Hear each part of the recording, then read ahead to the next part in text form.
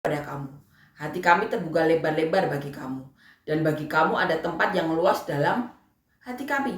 Tetapi bagi kami hanya tersedia tempat yang sempit di dalam hati kamu.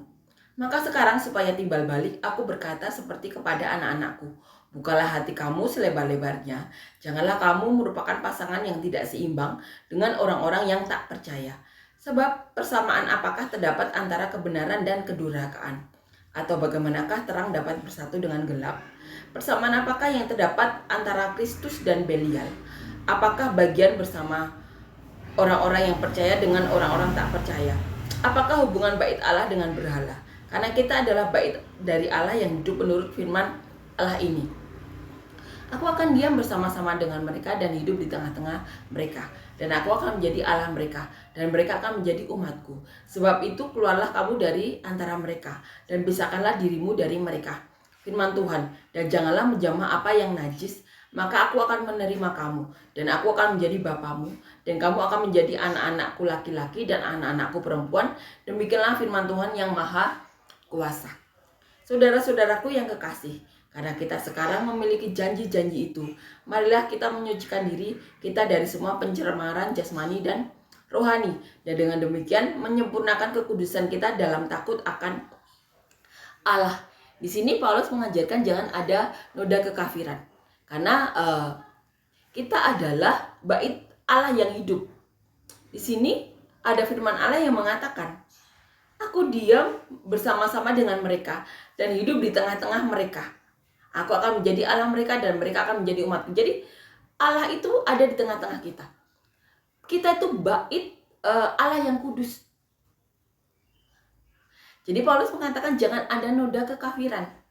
Bagaimana kita bisa dipakai menjadi bait Allah yang hidup kalau ada noda kekafiran? Amin ya, ini yang diajarkan oleh Paulus.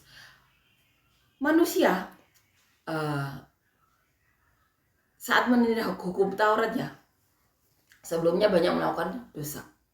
Kemudian lewat Musa diturunkan hukum Taurat yang mengatur bagaimana hidup mereka. Dan untuk melakukan hukum Taurat 100% itu ada hal yang mustahil.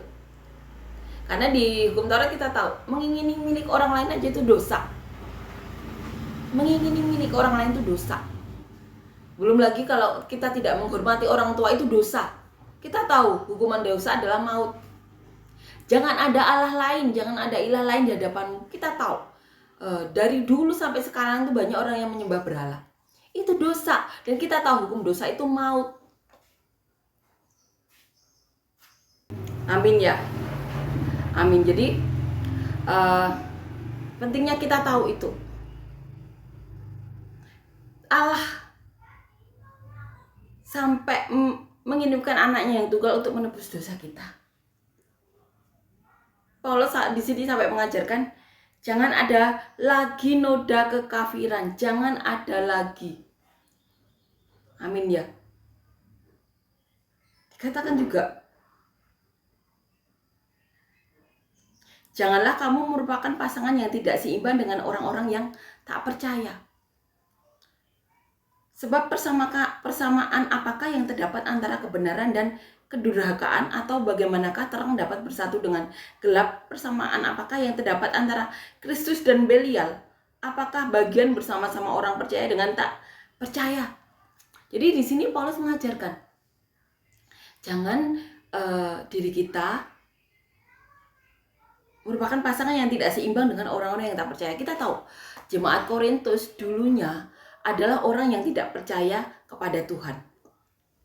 Kita tahu Paulus adalah rasul orang-orang non-Yahudi, di mana banyak orang Yunani yang diajar oleh Paulus, bahkan juga dari bangsa-bangsa lain. Amin ya. Dan di sini Paulus mengajarkan itu. Jemaat Korintus dulunya tidak percaya Tuhan Yesus.